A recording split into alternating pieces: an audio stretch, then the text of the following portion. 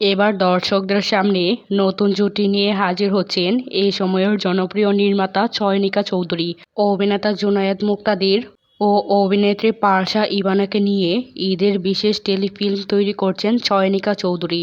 রাজকুমার ও অপসরে শিরোনামের নতুন এই টেলিছবিটি রচনা করেছেন ফারিয়া হোসেন। একটি কাপলের গল্পের প্রেক্ষাপট নিয়ে নির্মিত হচ্ছে টেলিফিল্মটি। তবে এই টেলিছবিতে নতুন জুটি জুনায়েদ ও পারসাকে নিয়ে কাজ করা প্রসঙ্গে নির্মাতা চয়নিকা চৌধুরী বলেন, এর আগে জুনায়েদের কিছু কাজ দেখে তার অভিনয় ভালো লেগেছে। আর পারসা ইভানার শেষমেশ নাটকের নাচ দেখে আমি রীতিমতো মুগ্ধ হই।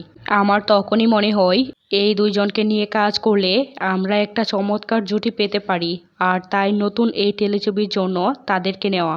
এবং সেই সাথে আমার ইচ্ছে আছে পরবর্তীতে জুনায়েদ ও ইভানাকে নিয়ে আরও কিছু কাজ করার। নির্মাতা জানিয়েছেন, এই মুহূর্তে সিনেমা নির্মাণের প্রস্তুতি নিচ্ছেন তিনি। চলতি বছরের অক্টোবর থেকে সকা নামের একটি সিনেমার শুটিং শুরু করছেন তিনি। এর পরের বছর অর্থাৎ 2025 সালে শুরু করবেন শাবনূরকে নিয়ে মাতাল হাওয়া চলচ্চিত্রের দৃশ্যধারণ। দর্শক, ঢালিউড কুইন শাবনূরের নতুন সিনেমা মাতাল হাওয়া দেখার অপেক্ষায় কে কে আছেন তা অবশ্যই কমেন্ট করে জানাতে ভুলবেন না।